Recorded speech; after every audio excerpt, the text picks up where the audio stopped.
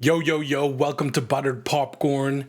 Today we are reviewing The Substance. Before I get into it, please hit that like button and subscribe if you haven't already. Let's go. The Substance. It is directed and written by Qualley Fargo. I haven't seen her other film, Revenge. I'm gonna watch it because this movie was wild. You can't escape from yourself.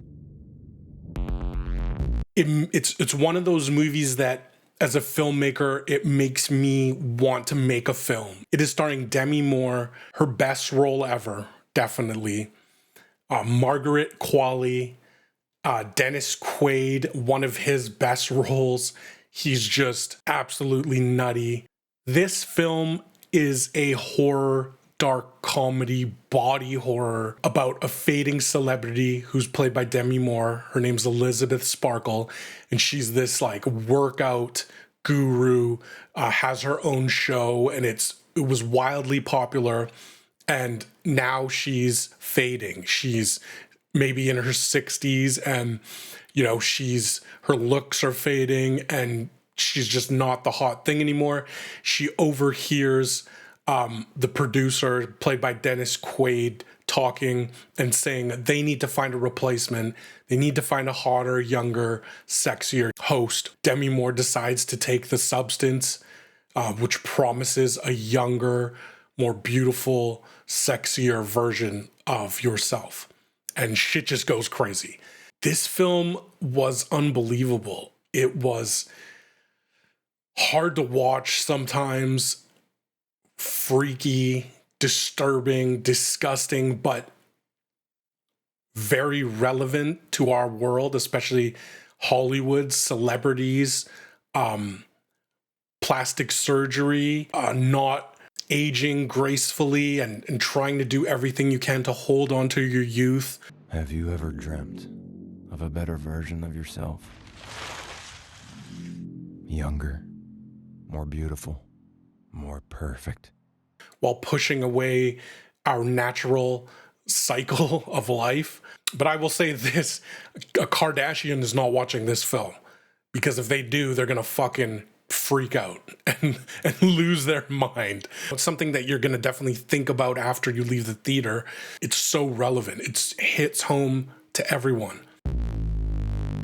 Qualley Fargo, brilliant film from her. The camera work, they use this wide angle lens that makes everybody look creepy. It's very claustrophobic. It's an auteur film. It feels like a single mind created it and held on to the concept during filming, and the studio did not, try to take away. And shout out to Mubi. Go check their website out. I was just blown away by the direction. And it's one of those films for me when I realized early, okay, I'm in good hands.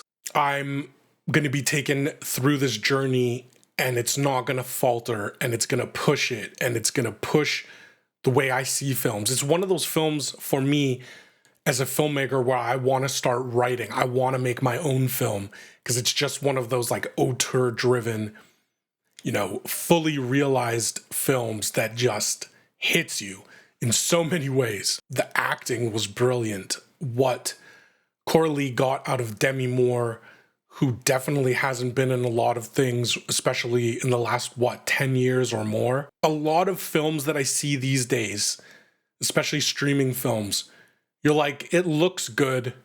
The camera choice, the shot choices, camera movement, it looks good. It's serviceable. But this has a distinct style, from the bubblegum pop, like lighting, and the glossy style to the very dark and creepy shadows and the insanely unrealistic but like crazy long hallways of darkness.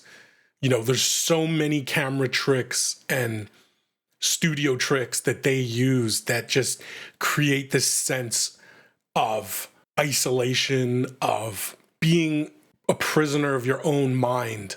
your thoughts towards yourself and the way you look and the way you want to look. Really, I'm so excited to see what's next from Qualley Fargo. 5 out of 5, 100% 5 out of 5 in directing. So the cinematography is by Benjamin Kraken, and he did Promising Young Woman and Beast. I love the lens choice they used, this wide angle lens. It made LA feel like a fucking horrible, barren wasteland where everybody is just alone.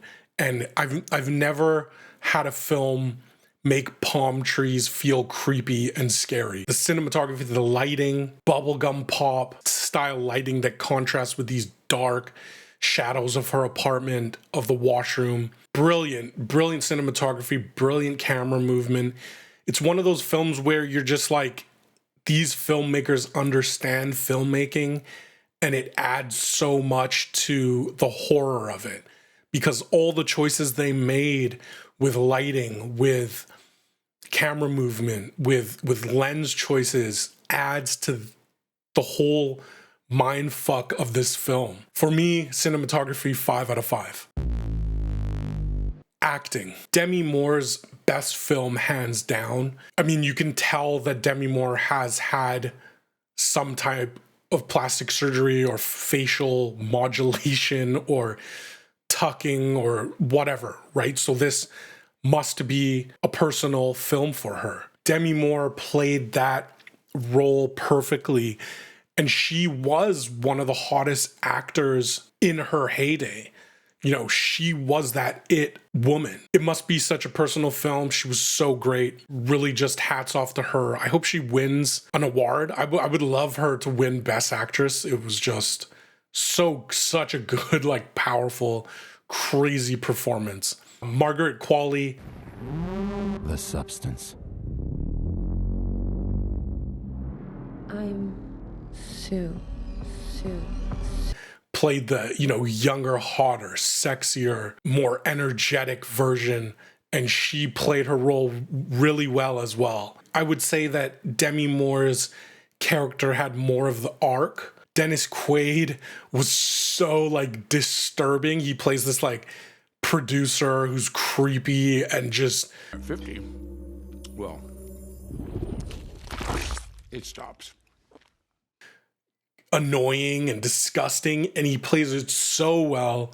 It's like when Tarantino brings back these actors who used to be amazing and he puts them in roles now when they're past their prime, and he just kills it. So the acting to me was brilliant, and I give it a 5 out of 5 to be 100% honest.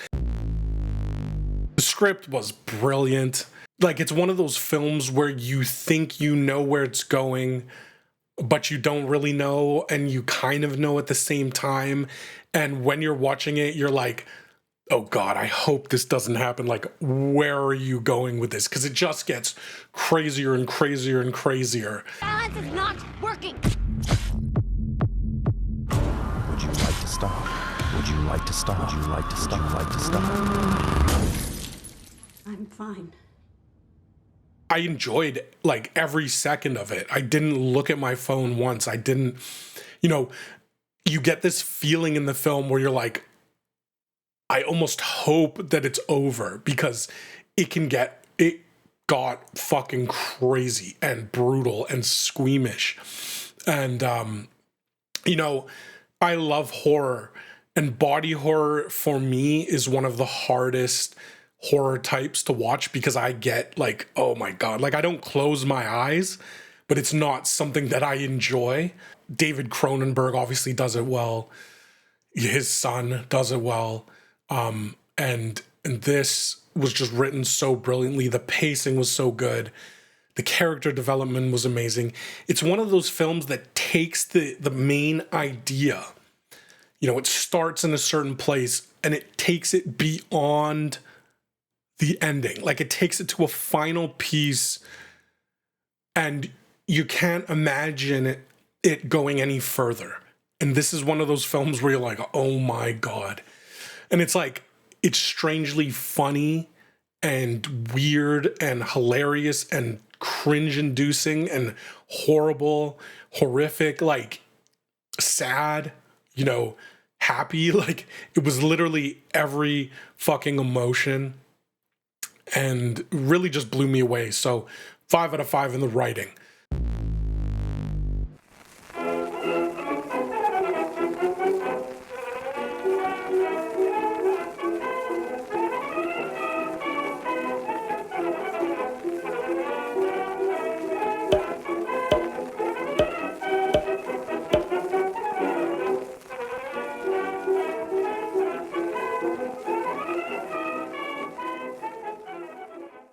I just need to warn you, if you're into body horror and you can handle needles and gore and fucked up body shit, go watch this in theaters, support the film, pay money for this film. Don't torrent this film. Just go support it, man. If you really are interested in horror and body horror, you gotta watch it in theaters. It's brilliant. The Substance, man. Go see it. It's so good. Anyways, thank you for watching. That's my review. Please hit that like button, subscribe. I will probably be reviewing The Penguin first episode soon. So thank you for watching. Peace. People are gonna love that.